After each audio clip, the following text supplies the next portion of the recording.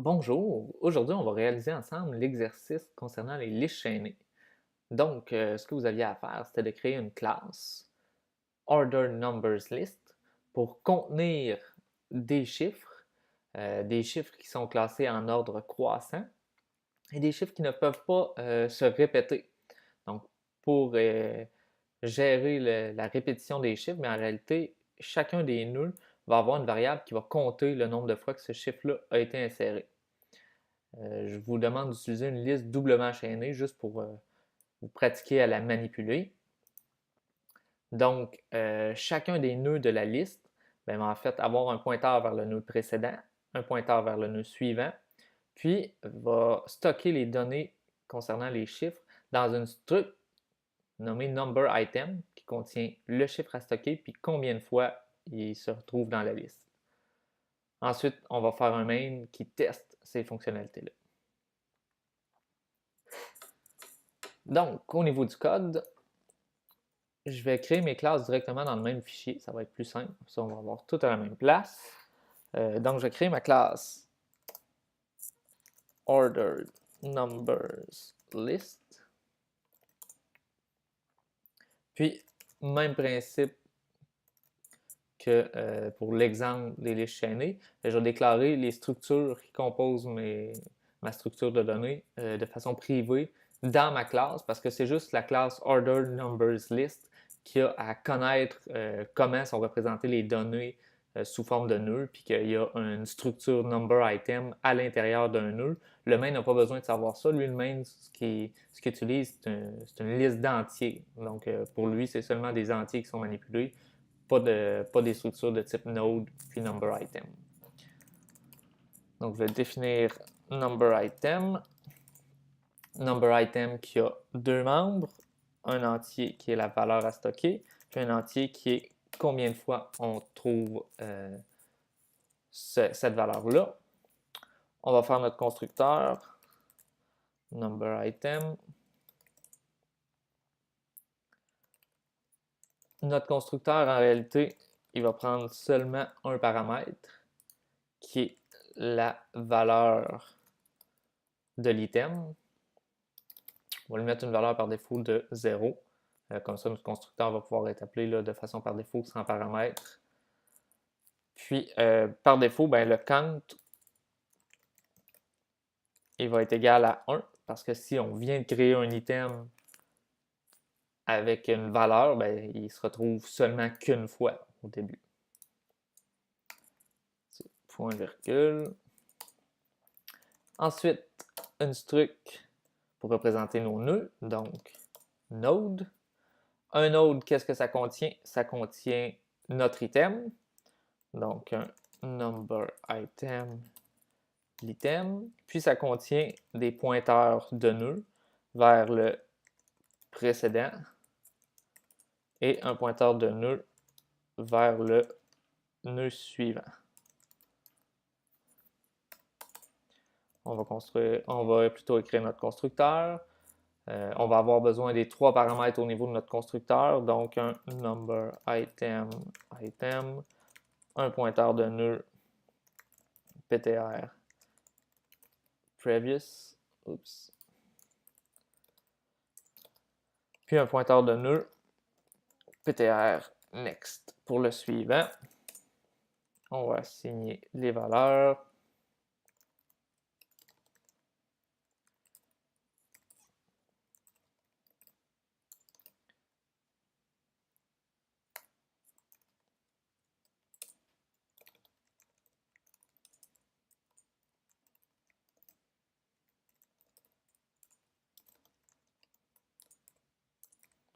Et voilà. Donc, on a deux structures. Si on regarde un peu ce que ça représente, ça veut dire que je vais avoir une liste chaînée dont chacun des nœuds contient un pointeur vers l'élément précédent, un pointeur vers l'élément suivant. Puis à l'intérieur ici, ma donnée, bien, ça va être en fait une structure qui contient une valeur et le count. Donc, par le nœud, ben, je vais être capable d'aller accéder à l'item, puis par l'item, je suis capable d'aller accéder à la valeur et au count.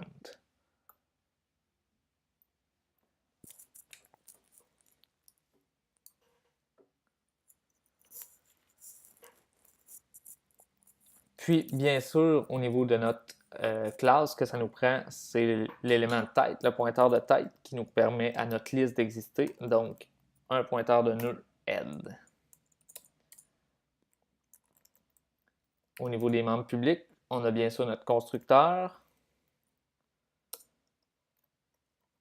Constructeur qui n'a pas besoin d'aucun paramètre. Puis, où on va mettre head est égal à nul. Donc, c'est tout ce qu'on a besoin d'initialiser.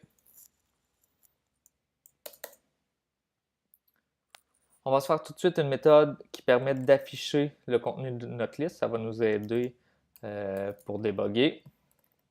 Donc, la méthode show. On réutilise le principe de pointeur tracer pour parcourir notre liste. Donc, tracer commence toujours sur la tête. On va encore mettre notre petite validation. Si la tête est vide, on pourra afficher liste.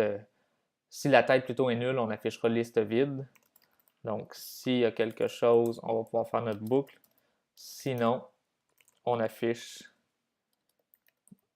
liste, pas lise, mais bien liste vide.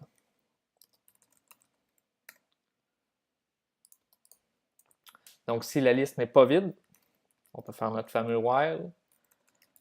Tant que tracer n'est pas nul, pour chaque itération, on va avancer tracer en lui disant qu'il est égal au tracer, son PTR suivant. Puis ensuite, qu'est-ce qu'on va faire ici? On veut afficher. Donc, on va afficher un nœud. Comme ça. On va mettre... Là, ça va nous permettre de voir comment on peut accéder à nos données. Donc, ça va être tracer pour représenter le nœud. Tracer est un pointeur, donc flèche. Qu'est-ce qu'on veut récupérer? C'est l'item. Puis l'item, étant donné que ce n'est pas un pointeur, bien, on n'utilise pas la flèche, on utilise le point. Donc, point, puis là, c'est value que je vais afficher. Donc, ça va être le chiffre à stocker. Puis ensuite, je vais afficher le count. Donc, il y en a combien? Donc, avec le même principe, mon pointeur tracer, flèche, la variable membre item. Et pour ma struct item, ben, le membre count.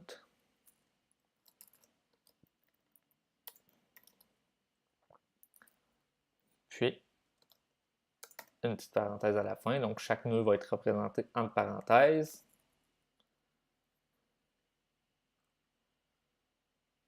Je pense que ça serait bien comme ça.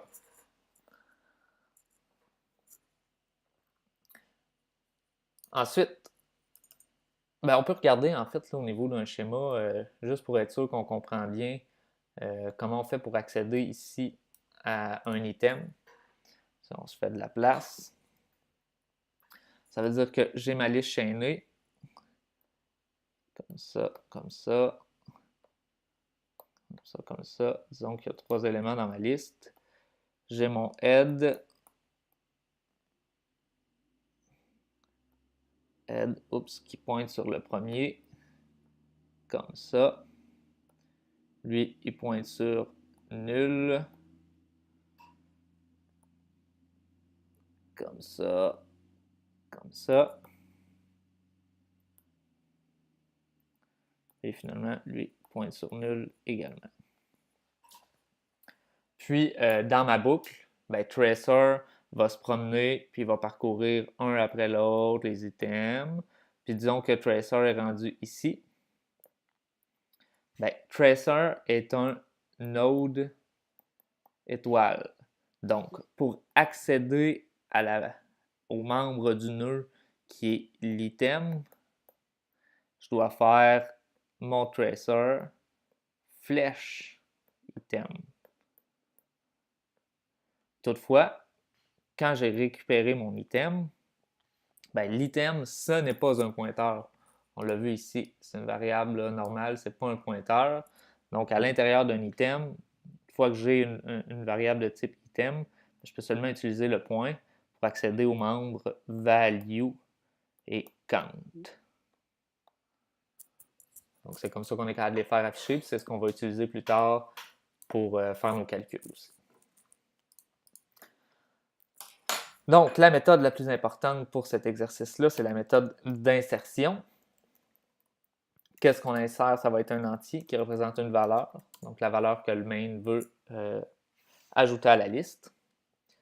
Donc, on a plusieurs cas particuliers à gérer. On a toujours la validation de si notre liste est vide. Donc, s'il y a quelque chose dans head, on verra plus tard comment faire le traitement. Mais si c'est la première fois qu'on insère un élément, ben, on va se faire un nouveau nœud.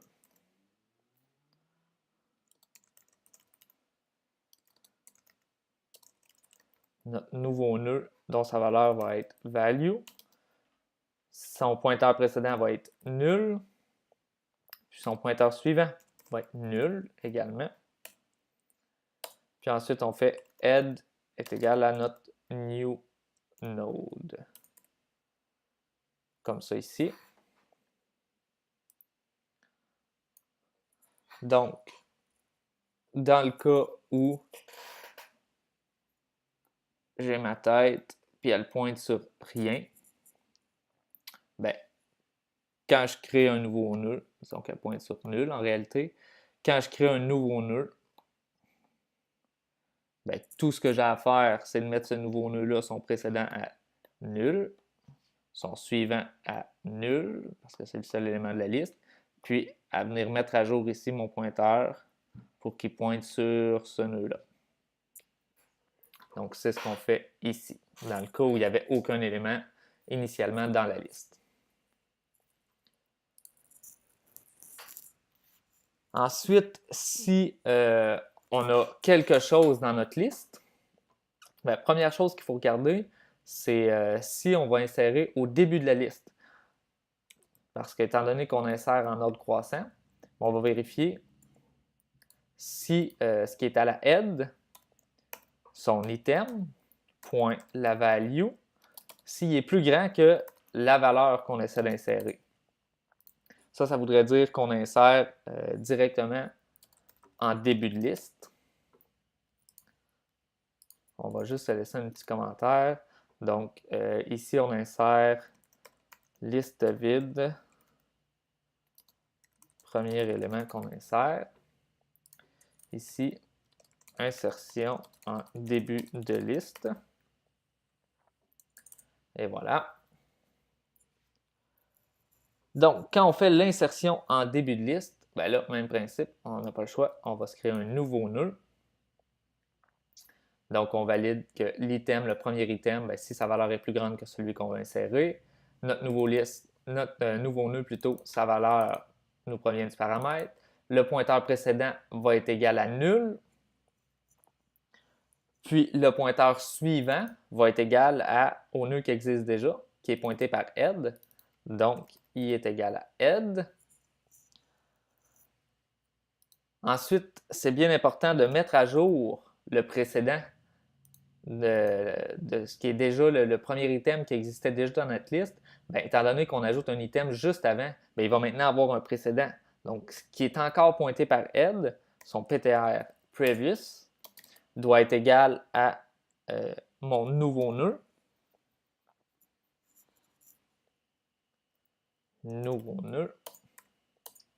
Puis, finalement, on met à jour la tête, parce que c'est mon nouveau nœud qui est maintenant en tête. Donc, si on schématise ça,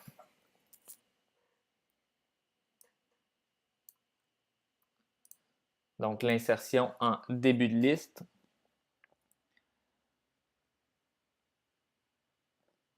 j'ai ma tête qui est ici, elle pointe vers un nœud qui va contenir, disons, 5, puis qui est là seulement une fois. Si moi je veux insérer le nœud qui contient, on n'oublie pas, on a notre pointeur ici qui est à nul. On a ici qui est à nul. Donc, si moi, je vais insérer la valeur 2, qui va être là une fois aussi, ben, quand je crée mon nouveau nœud, étant donné que 2 est plus petit que 5, ben on doit insérer en début de liste. Donc, lui, l'item ici va devenir notre nouveau premier élément. Donc, le suivant de mon premier élément, ben, c'est ce qui est actuellement pointé par head. Donc, ce nœud-là ici. Ensuite, lui, son pointeur précédent, ben, va être à nul parce que c'est maintenant la tête. Puis là, il faut mettre à jour le pointeur précédent de notre élément ici, qui va être maintenant en deuxième position. Donc, il va maintenant pointer sur lui ici.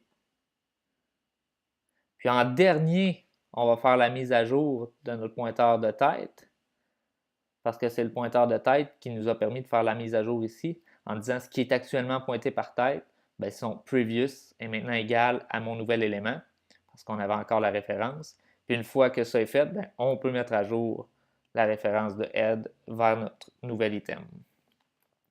Donc, au final, ça va nous donner notre tête qui pointe sur l'élément 2, qui lui pointe sur rien, qui pointe sur le nœud 5, qui lui pointe sur rien, puis ce pointeur-là ici est bel et bien mis à jour. Donc ça, c'était l'insertion en début de liste. Si on n'est pas en début de liste, ben là, il va falloir trouver à quel endroit on veut faire notre insertion. Donc, on va trouver le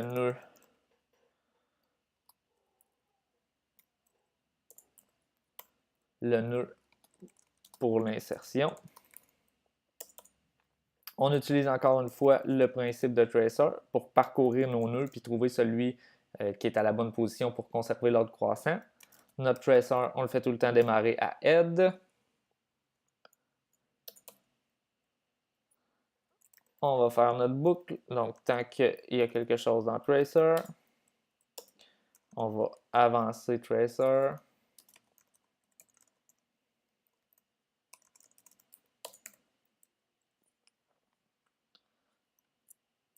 Comme ça ici. Puis là, on a plusieurs cas à gérer. Premièrement, il faut valider, est-ce que c'est un item qui existe déjà? Parce qu'on le sait qu'il n'est pas plus petit que la tête. On sait que ce n'est pas le premier élément. Donc, il faut trouver le bon nœud pour l'insertion. Mais il faut tout d'abord vérifier, ben, est-ce que le nœud où on se trouve actuellement, son item point sa valeur, ben, est égal à celui qu'on veut déjà insérer. Si c'est le cas, ben, tout ce qu'on a à faire, c'est de mettre à jour le count en lui ajoutant un élément de plus au compteur. Puis, bien important, on va utiliser le mécanisme de break parce qu'une fois qu'on a trouvé l'élément, ça ne donne rien de continuer à avancer. Donc, on va sortir de la boucle. Puis on va s'en aller, disons, ici. Mais là, il n'y aura plus d'autres codes à exécuter. Mais on break la boucle qui parcourt les éléments parce qu'on a trouvé l'élément qu'on cherche. Sinon, on doit avancer jusqu'à temps de trouver le bon élément. Donc, si ce n'est pas un élément qui est égal à nous-mêmes, ben, on avance jusqu'à temps que notre tracer flèche l'item, point la value, jusqu'à temps qu'on trouve l'élément qui est plus grand que celui qu'on cherche.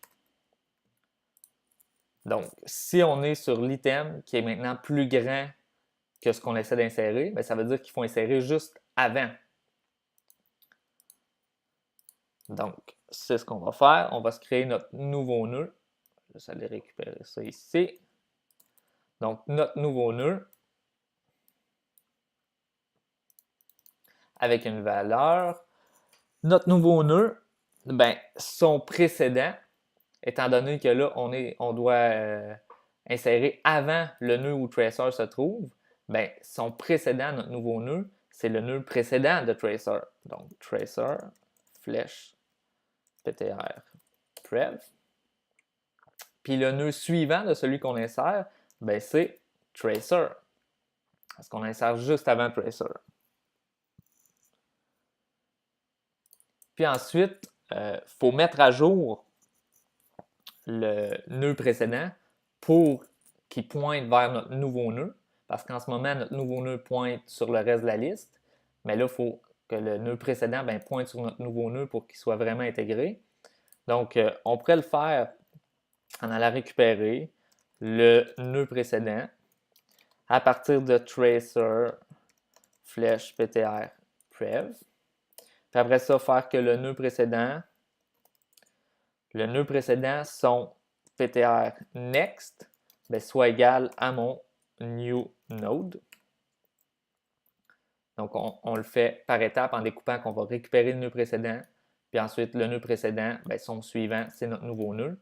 Mais tout ça peut être fait en une seule ligne en disant tracer flèche ptr previous. On peut mettre les parenthèses pour distinguer qu'on va récupérer le précédent. Notre précédent, son ptr next, est égal à mon nouveau nœud. Donc, juste une façon différente de l'écrire. Mais l'idée, il faut juste comprendre qu'on manipule nos pointeurs, on va aller récupérer le nœud d'avant. Puis une fois qu'on a le nœud d'avant, on dit le pointeur suivant du nœud d'avant, c'est notre nouveau nœud. Donc, si on regarde comment on dessinerait ça,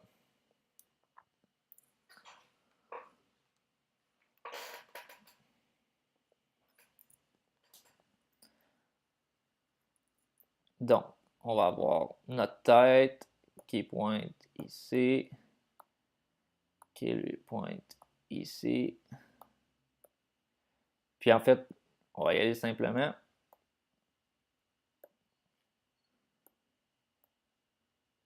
Comme ça. Puis ça pointe sur nul et sur nul. Disons qu'ici on a 1, puis qu'ici on a 3. Donc si je veux insérer 2, je vais avoir mon tracer qui va être ici, parce que 3 est plus grand que 2. Donc ma condition qu'on voyait tantôt,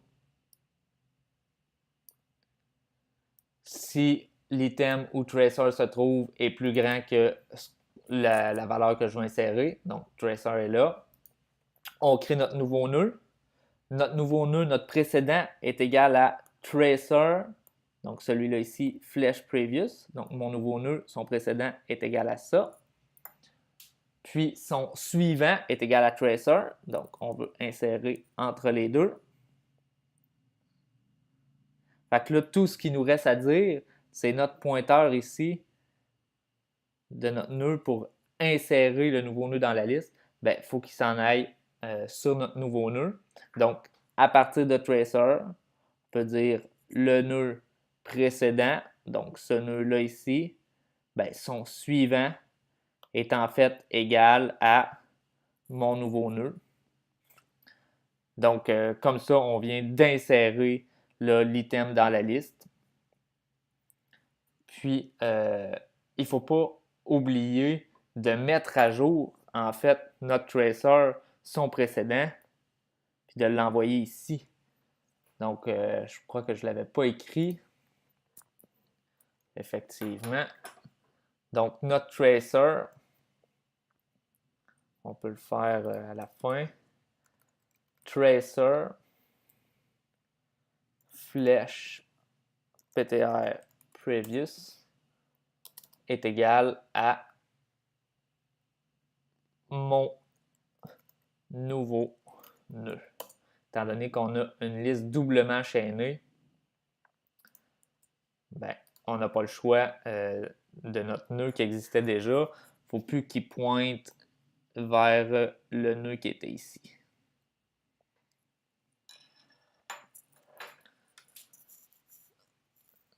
Donc ça, c'est l'insertion dans le cas où on veut trouver le nœud à insérer pour conserver l'ordre croissant. Mais il y a un cas particulier. Dans le cas où le nombre qu'on va insérer, il serait plus grand que les autres nombres de la liste. Donc, dans ce cas-là, en fait, on va valider si, en fait, le nœud suivant tracer, ben, s'il est nul, donc si tracer, flèche ptr next, il est égal à nul. Ça veut dire qu'on est rendu au dernier élément de la liste. Tracer pointerait présentement sur le dernier élément de la liste. Donc, dans ce cas-là, notre nouveau nœud plutôt, son pointeur précédent va être égal à tracer, parce que tracer pointe présentement sur le dernier nœud, puis nous, on insère juste après le dernier nœud, donc le précédent, c'est tracer. Puis le nœud suivant est égal à nul. Puis tout ce qu'il nous reste à faire, c'est de mettre à jour notre tracer, son suivant, puis de le mettre est égal à notre nouveau nœud. Comme ça ici. Donc, en termes de schéma, à quoi ça pourrait ressembler? Ça veut dire que j'ai ma liste qui a un nœud qui contient 2. Que ici, ça pointe sur rien. Ici non plus. Puis je vais insérer, disons, 4. Donc, mon 4, quand je le crée, son précédent, c'est égal à mon tracer. Donc, précédent est égal à la même chose que tracer. Son suivant est égal à nul. Puis tout ce qui nous reste à mettre à jour, c'est que tracer, flèche next, il faut maintenant qu'il pointe sur moi ici comme ça. Donc, c'est l'insertion en fin de liste. Puis, bien évidemment, j'ai fait un petit oubli ici. Il ne faut pas oublier de breaker la boucle quand on met à jour nos valeurs dans chacun des cas, parce qu'il ne faut pas continuer à avancer. Une fois que l'insertion est faite, ben, c'est complété, puis on doit arrêter d'avancer dans la liste là, pour ne pas avoir des erreurs de faire un ajout 2 fois ou quelque chose comme ça.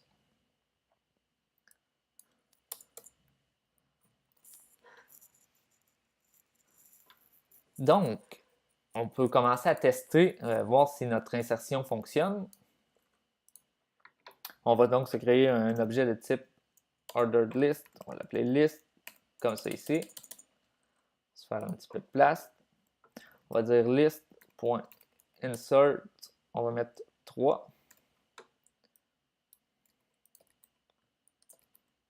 Disons qu'on se double pour avoir de l'espace entre chaque. On va insérer 3, 6, 12. Ensuite, on va faire list.show. Comme ça ici. Est-ce que ça fonctionne? Oups, j'ai juste oublié un petit point virgule ici. Donc, on a 3, 6, 12. L'ordre semble être respecté. On va aller essayer d'insérer à différents endroits. Donc, si on insérait à 5, 10 et 15. Si on teste ça, on voit qu'on a un drôle de résultat, probablement à cause juste de notre méthode show ici. On a oublié un saut de ligne, donc nos deux affichages sont un après l'autre. Ça donne l'impression qu'il y a une erreur, mais finalement, si on fait afficher la liste comme il faut, on n'a pas d'erreur. Donc, si on teste nos cas particuliers, donc une insertion complètement au début, si j'insère 1, puis si j'insère 20, on teste les deux extrêmes. Mon 1, 3, 5, 6, 10, 12, 15, 20. Donc, ça semble correct. Puis maintenant, ce qu'on pourrait vouloir vérifier, c'est si ma méthode pour compter fonctionne. Donc, disons que le 3, je le mets 3 fois. Puis que le 6, je le mets 2 fois. Comme ça. Ou 3 fois plutôt également. Bon, on va le mettre un chiffre différent, juste pour bien voir la différence. Donc, mon 3, il est là 3 fois. Une fois au début, 2, 3. Mon 6, il est là 5 fois. 1, 2, 3, 4, 5. Puis mon 12, il est là 2 fois. Donc, on est capable de trouver les éléments semblables. Donc, tout ce qui nous manque, c'est d'afficher la somme. Donc, on va se faire une méthode showSum. Notre méthode showSum, ça ne sera pas bien compliqué. On utilise encore le tracer pour parcourir tous les éléments. Donc, avec notre boucle tracer, on va avancer notre tracer.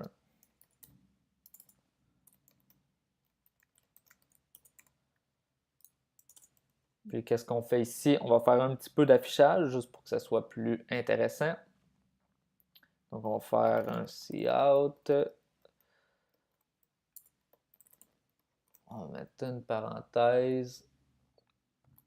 Cout. Ensuite, on va aller chercher tracer flèche l'item point la valeur.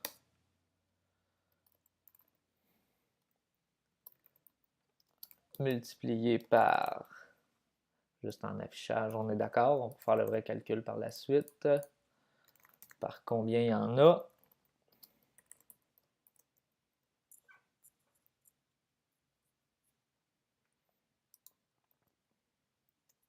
Comme ça ici. Puis là, si tracer flèche ptr next. Donc, s'il y a un élément après, ça veut dire qu'on peut faire afficher tout simplement un plus. Puis sinon, ben, c'est un égal qu'on va faire afficher. Comme ça. Puis ça va être égal à notre somme. Donc, on va se créer une variable somme qui va être égale à 0. Puis ici, somme va être plus égal à ça ici fois le count. Comme ça, donc on affiche le nombre fois combien de fois il y en a, on le calcule. Ensuite, s'il y en a un autre élément, on va afficher plus, sinon on affiche égal, puis la somme avec un petit saut de ligne, bien entendu. Si on essaie ça, oups, j'ai écrit count à la place de cout.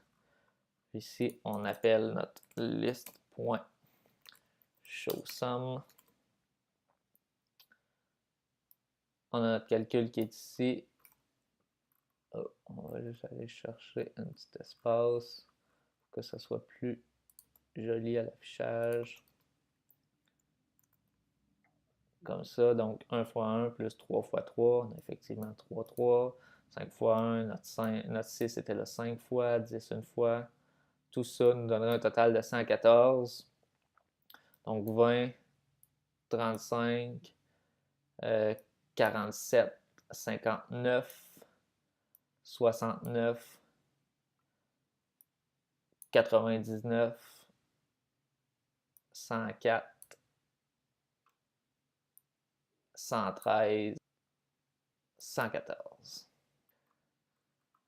Donc, c'est ce qui complète en réalité l'exercice. On remarque que la somme, c'était pas très compliqué à faire. Ça nous fait pratiquer à avancer, à manipuler les pointeurs pour avancer dans notre tableau. On a vu les cas particuliers au niveau de l'insertion. Il faut faire bien attention de mettre à jour nos pointeurs dans tous les cas, donc autant notre tête que les pointeurs précédents et suivants.